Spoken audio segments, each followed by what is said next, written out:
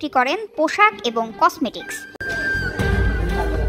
তবে এবার আলোচনায় আসলেন প্রতারণার অভিযোগে। বিদেশি পণ্যের নামে তিনি বিক্রি করছেন দেশীয় পণ্য। তনির বিরুদ্ধে এমন অভিযোগ করেছেন এক ভোক্তা। রাজধানীর পুলিশ প্লাজায় সানভিস বাই তনির শোরুমে অভিযান চালিয়ে অভিযোগের সত্যতাও পেয়েছে ভোক্তা অধিকার সংরক্ষণ অধিদপ্তর।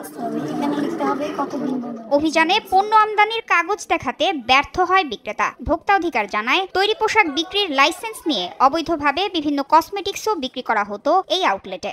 বেশ কয়েকটি অভিযোগ এসেছে এই প্রতিষ্ঠানের বিরুদ্ধে যে পাকিস্তানি ড্রেস তারা অনলাইনে বিক্রি করে, কিন্তু ডেলিভারি দেওয়ার সময় ঠিক তারা দেশি যে ড্রেস সেগুলো পাকিস্তানি নামে বিক্রি করে আসছে দীর্ঘদিন যাবত। এর প্রেক্ষিতে অধিদপ্তরের আমাদের যে সহকর্মী রয়েছেন ইনি নোটিশ জারি করেন শুনানির জন্য। নোটিশের প্রেক্ষিতে তারা কোনো রেসপন্স করে না। আমাদের কাছে সন্দেহ হচ্ছিল এই কারণে যে যেহেতু তারা নোটিশ পাওয়ার পরও কোনো রেসপন্স করছে না, তাহলে অভিযোগের সত্যতা হয়তো যথাযথ হতে পারে।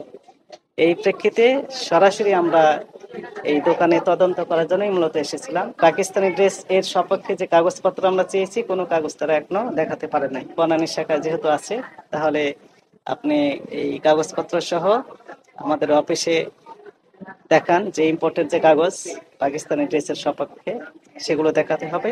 একই সাথে তারা কেন শুনানিতে অনুপস্থিত ছিল, রেসপন্স করে নাই, সেই ব্যাখ্যাটাও তাদেরকে দিতে হবে।